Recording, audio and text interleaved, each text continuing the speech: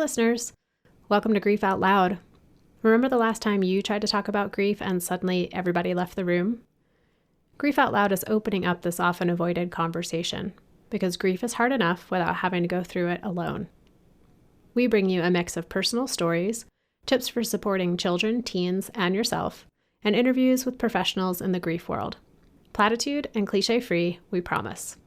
Grief Out Loud is hosted by me, Jana DeCristofaro, and produced by the Dougy Center for Grieving Children and Families in Portland, Oregon.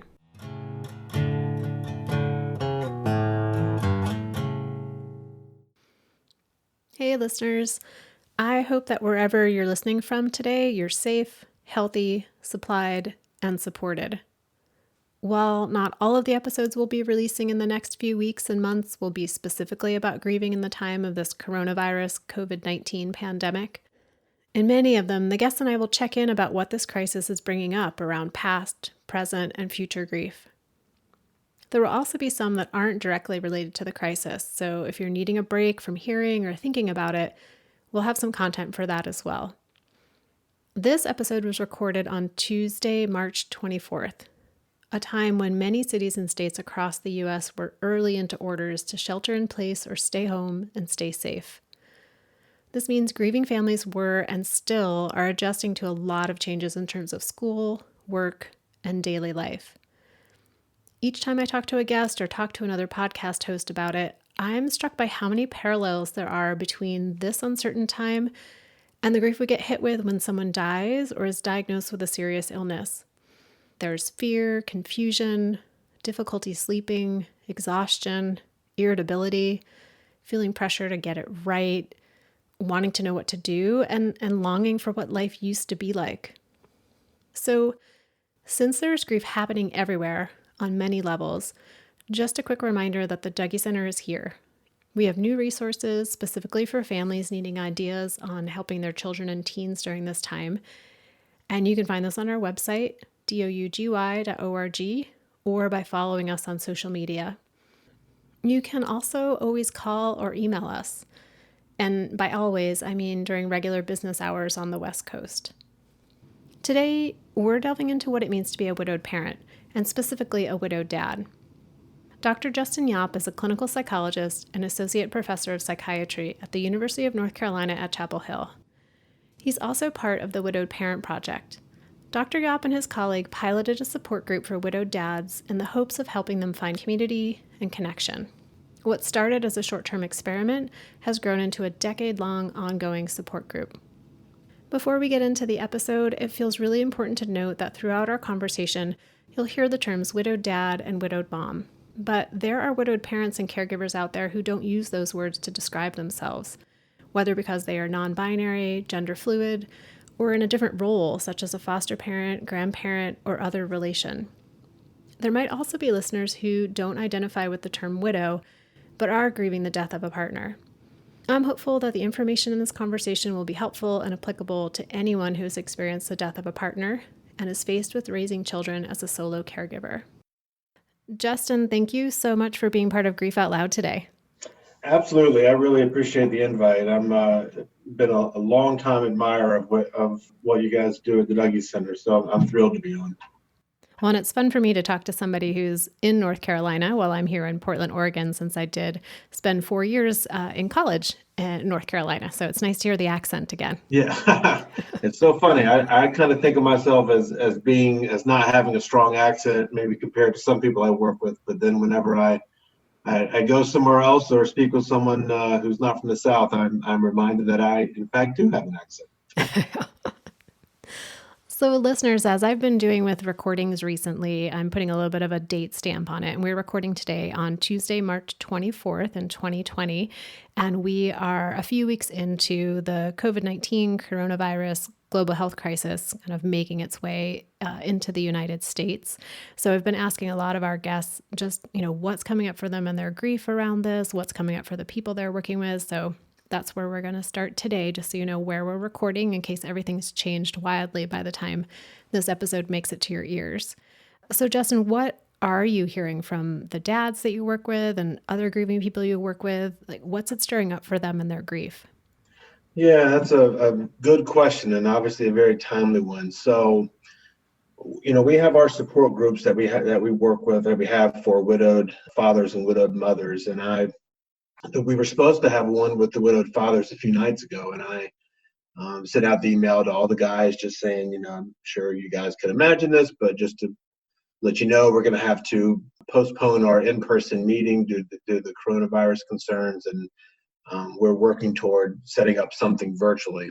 Of course, everyone understood, and it set off an interesting email train between the guys back and forth about some of what they're going through. And I think, like a lot of single parents, being the only person who's managing kids who are now not at school and it's stuck at home all day and having to kind of manage everything around the house, it's been a lot. But what these guys have really shared with each other is this whole culture now of worrying about sickness and illness has, especially for those children who lost their moms or dads to a cancer or some other kind of illness, it's really sparked some underlying concerns. And one of the fathers in our group said that his son, who's I think around 9 or 10, just seemed a little bit off, and he checked in with him and said, his son really didn't get the difference between cancer and coronavirus, and it was all just kind of mixed up. And that really hadn't dawned on the father that much. But after bringing it up with the son and talking about it, it became clear that his son was experiencing this coronavirus scare in a different way, and it felt more threatening to him because he knew that his mom had died from some mysterious illness that you couldn't really see, and you didn't know how you got it, and that this kind of had some echoes of that. And so that led to all the other guys saying, you know what, I should check in with my kid. And so the men have been sharing how they've been increasingly mindful of checking in with their kids, having honest conversations about what they're hearing in the news and what they're hearing from others, and either linking or really demystifying or unlinking any concerns that have with what happened to their parent who died and what may happen to their surviving parent now. I hadn't really thought about it from that perspective of these kids who have had someone in their life die, specifically of an illness, one that you may not, I mean, you can see over time that someone has the illness, but it's not a danger that you can see coming, Right. that they have more experience and they may need additional support and help disentangling what is coronavirus, what is cancer, what does this mean, am I more at risk, is my family more at risk, because we already know somebody can die of an illness. Yeah, I think that's it. And the father said never really, that association was never the forefront of his mind. Obviously, coronavirus and cancer are two very different things, but in his son's mind, and his son was, I think, 6 when his mom died. So at that point, he even understood less about cancer. It was just an illness. We talk a lot with the dads about, and the moms whose children did have a parent pass away from cancer or some other health problem, to differentiate between when you have a cold or an illness or the flu, that's not the same as cancer, or that's not the same as the type of illness that killed their parent. But it really hadn't dawned on these guys that this is maybe what their kids are thinking. But even though they're not haven't been able to meet together in their support group, they're certainly still supporting each other through the email train. Yeah, so they're still finding some way to get that connection. And for we jumped right into like what's happening right now, but to back up a little bit, these dads have come together because of a program that you and your colleague piloted to create a support group really specifically for widowed dads. And from what I've read and listened to you on other shows, it's like you and your colleague were like, okay, we're going to do this for 6 weeks and we're going to do some educational stuff. And then we're going to give them some time to talk and we'll just see how it goes. So I'd love to hear, like, how did your expectations about what was going to be a helpful support group specifically for widowed dads change over time? And what were some of the things that came out of that the dads were sharing, like, this is what we really need? Yeah, I'd say the best thing we've done is realize our very real limitations in understanding what these men go through, what these women go through, and really learning from them. So when my colleague Don Rosenstein and I started this, it's been about 10 years ago now. Like you said, we went into it. We had a plan. It was going to last 6 sessions with these men, and we were going to spend half the time giving kind of a didactic presentation, and then half the time having given the chance for the men to speak and talk with each other. By the end of that first night, we had completely scrapped any plan that we had going into it. We it was apparent from the get-go that these men had more to offer each other than we had to offer them. The real power of this group was going to be in them supporting each other, with Don and I augmenting that some, but the real meat was going to be the interactions and the support between these men. And then one of the guys asked us that first night, he said, well, if this works, why would you limit it to 6 sessions? And neither Don or I had any answer for that question. It was just what we had decided beforehand. So we said, you know what? We don't have an answer for that question. So let's just keep it open-ended. That first group of men ended up meeting for nearly 4 years. And along the way, they taught Don and I immeasurably more than Don or I taught them. The real power and the real gift of supporting one another and receiving that support from one another was, and the men would tell you this, was invaluable to their healing and their coping and their eventually moving forward with their lives and helping their kids move forward. So we continue. We're doing this for 10 years, and we still take notes during these group sessions, and we still debrief afterwards and think, you know what, we hadn't thought of that yet. And after 10 years, we kind of feel like we've heard most of the themes, but every now and then we're still surprised. So the men and the women in the support groups are still our greatest teachers. And speaking of 10 years of listening to these stories, is there a particular one that's been sticking with you lately or standing out? There are so many, and in my day job, I'm a psychologist at the cancer hospital at University of North Carolina, and so I work mostly with people who have cancer, and of course, a lot of that is worry about dying. Having worked with these men and having heard their stories, I actually end up talking to parents with advanced cancer and their partners or spouses about some of the stories that I hear from these men. I don't do that with every patient because not everyone can hear that. But I often share stories of men telling me conversations that they did or didn't have with their wives or partners, that they wish they would have had with their wives and partners, things that they wish they would have had their wives or partners do with their kids or leave for their kids, things that can cement those continued bonds. And in an interesting way, my work with widowed parents completely informs and enhances my work with people who have terminal cancer. We have one father who, well, it was one night in group where some of the men were starting to date again, and one of the fathers said that it was, his wife was clear and very forward about her wanting him to date again, and that she wanted him to find someone for himself, find someone for the kids, that just because she was going to die did not mean he was going to die. She was explicit about giving that permission and encouragement. And at the time, he didn't want to hear it, right? He didn't want to talk like that. That's not where he wanted to go. But a year or so later, he really benefited from having that talk. And when he re-entered the dating world, which was not an easy step for him or any of the others, having that explicit permission was key to him. And in that same session, one of the other fathers said, I never had that conversation with my wife. And she died of cancer as well. And we had months and months and months where we knew what was going to happen. And we never had that conversation. And I think she would want me to date again. And I think she would encourage that, but I really don't know.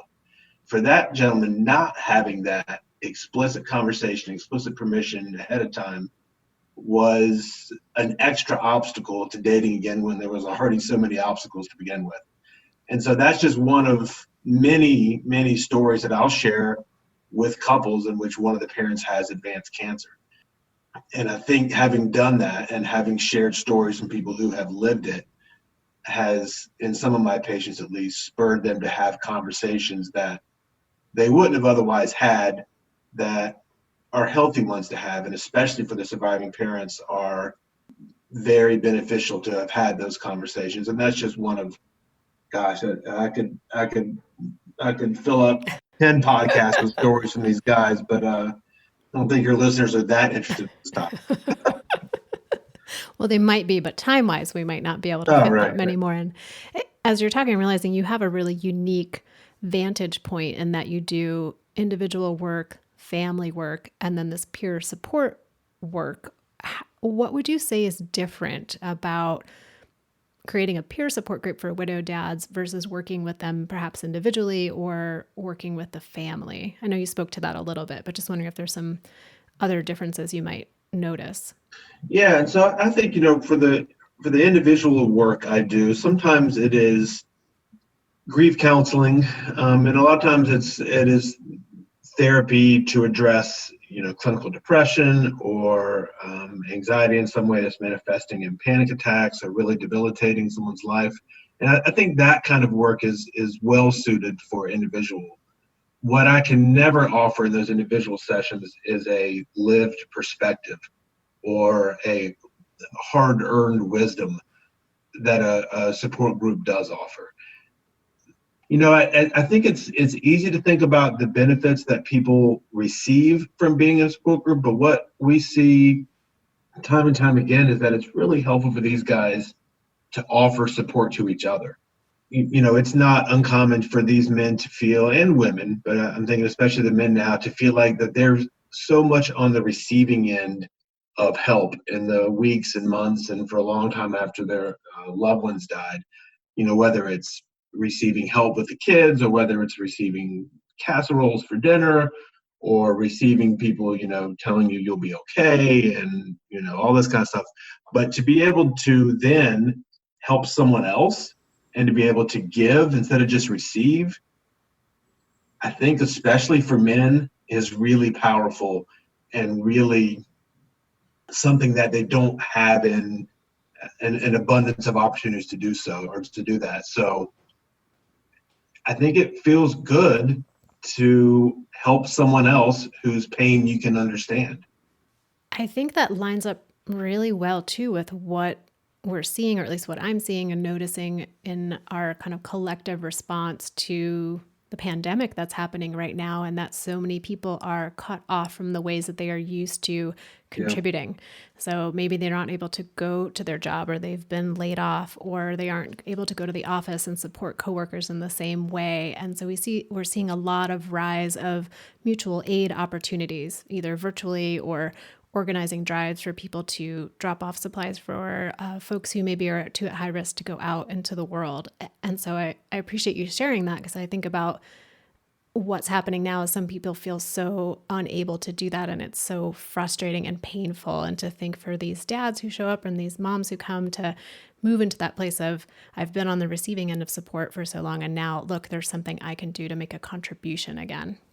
It's that, and I think the what it gets down to is that it's meaningful, right? It's meaningful to help others. It's meaningful to use your experiences to benefit, people who you've connected with. It's meaningful to feel like you're, like the example you offered, that you're helping, your society through a crisis that our country and our world's going through. It's more than that it just feels good or that's nice to do, but I think it's, when we engage in meaningful activities, we usually feel better about ourselves and feel better about our contributions to others in society. And I think, what I described and what you just described are two microcosms of that. You have a TED Talk, and you and your colleague wrote a book called The Group: Seven Widowed Fathers Reimagine Life. And in both of those, you describe this really poignant concept of how so many of the fathers, or maybe I shouldn't say so many, some of the fathers really felt like the wrong parent died.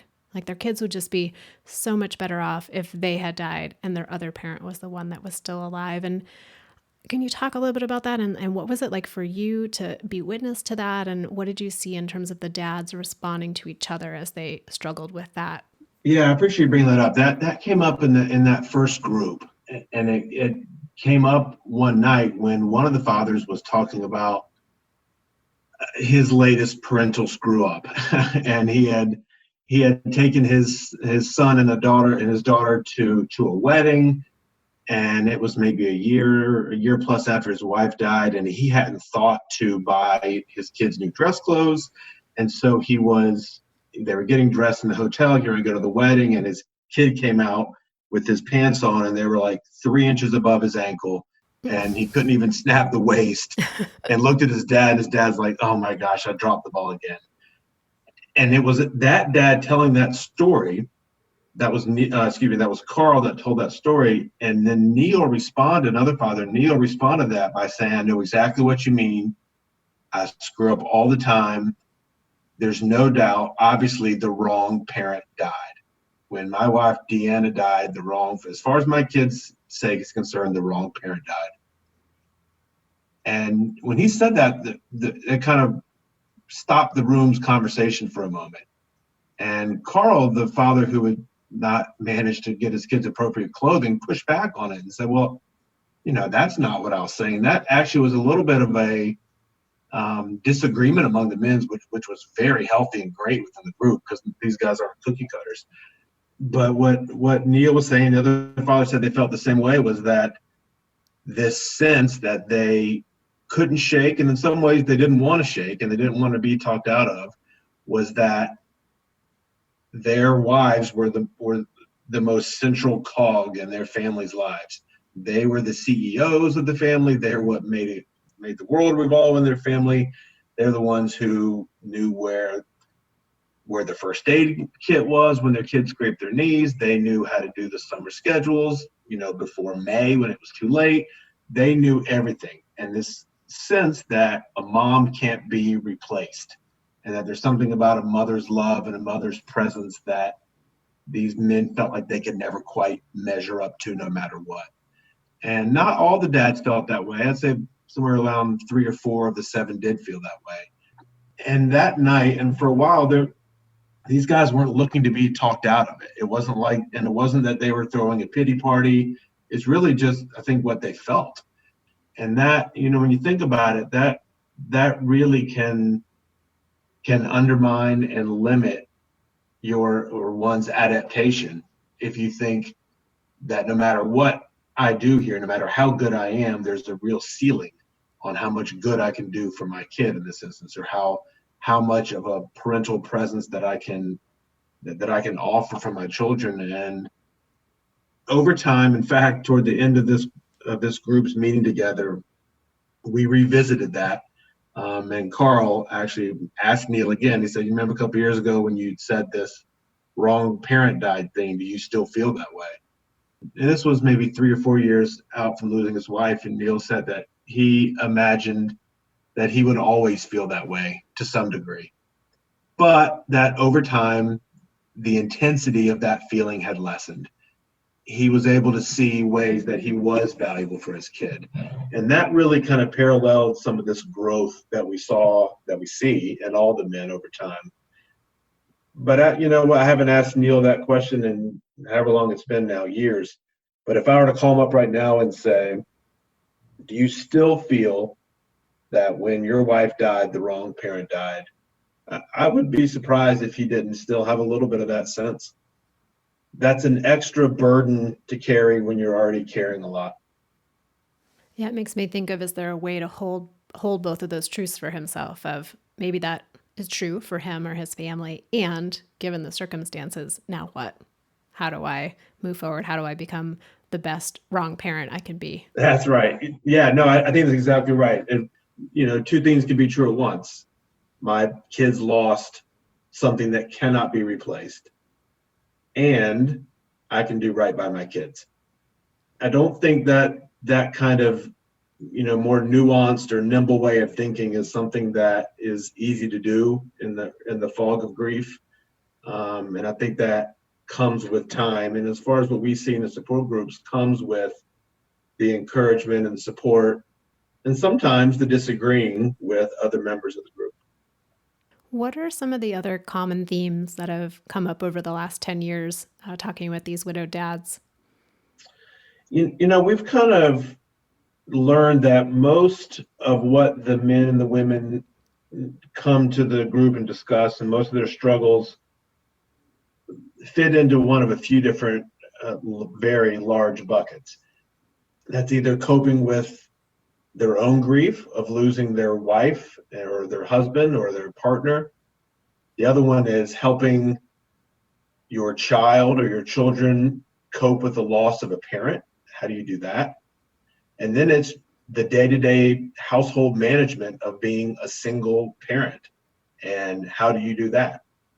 And then at some point, learning to move forward, whether it's dating or renegotiating relationships with in-laws, or do you move out of the house that your wife had lived in, or when do you take down pictures if you start dating again, all those kind of things. But those first three buckets are all present on day one.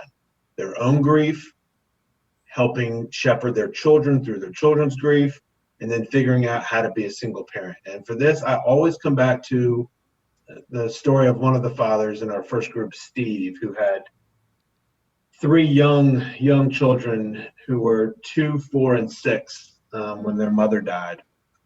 Their mother died in the middle of the night one night. It was expected in hospice.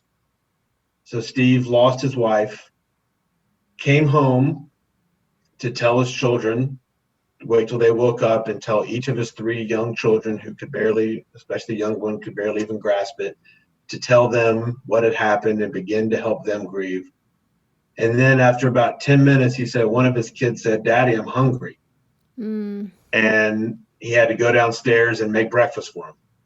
And so within that span of that first 3 hours, he was grieving his wife's death. He was helping his children understand, comprehend, and begin to grieve their mother's loss.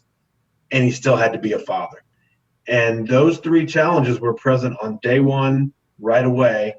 And there's no way to truly prioritize those or to just kind of set aside those. And I think some of the men and women have tried to do that, but that's really hard because all those feel overwhelming in and of themselves, much less all three happening at once. And I think a lot of the men and women try and kind of push aside their own grief and try and deprioritize that and prioritize their kids and their family life. But you can only do that so much because when you lay down in bed at night, the other side of that bed is still empty. And there's still a million reminders, and there's still the chair at the dining room table that sits empty. That's part of what makes being a widowed parent a unique set of bereavement challenges.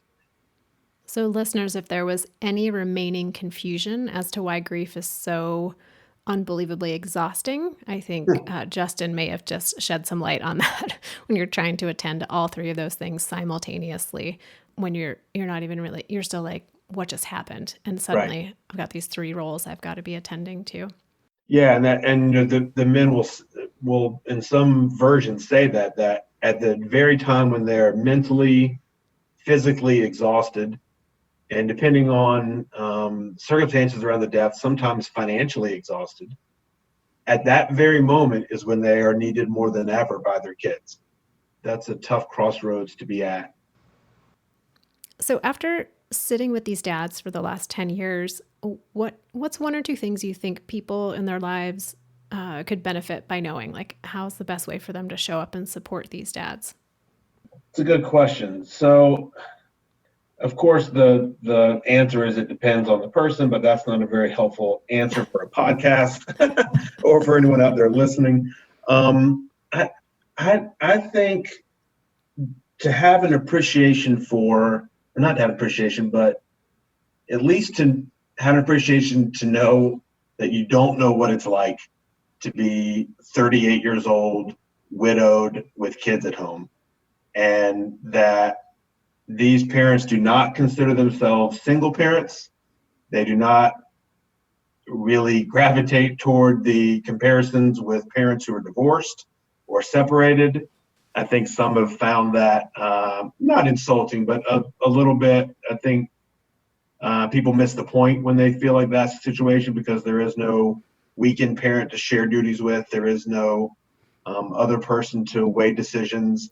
It's all on your own. And to just know that to be 38 or 45 or whatever, and to lose your life partner is a real disruption in how most of us see our adult developmental trajectory unfolding. And they had planned to grow old with their loved one and had planned to share parenting responsibilities, was going to go to graduations together and become grandparents together. And that was a life trajectory that they had for themselves. And that however their loved one dies, that trajectory has been snatched away. That takes a little while to come to terms with. And it takes even longer, I think, to reimagine a new trajectory. And we talk about this a lot in group that, we all kind of have this idea of how life's going to go. And then when something like this, that's a real just seismic earthquake in our life, and there's a real need to reimagine a new road and to reimagine a new future. But that's hard.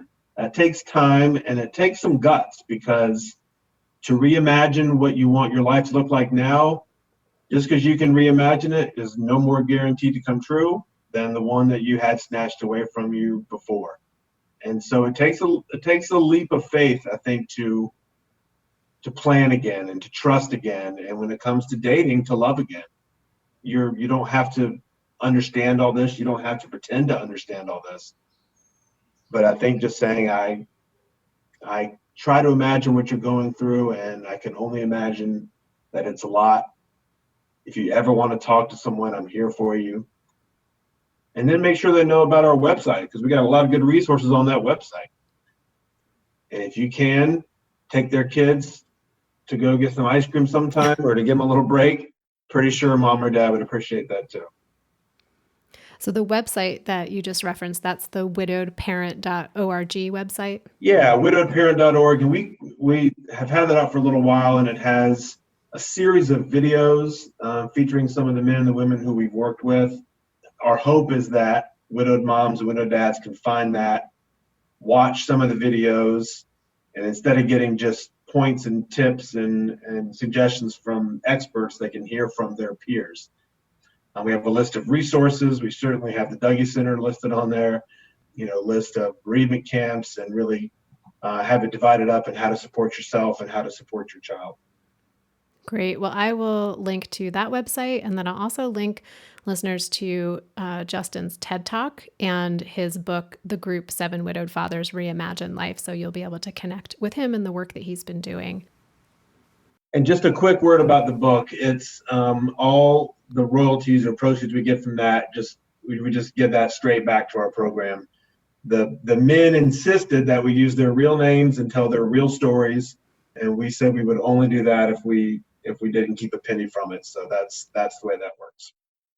And what another aspect of those specific dads that you wrote about, finding a way to contribute, to give back, to find some meaning in the work that they were doing together. Absolutely.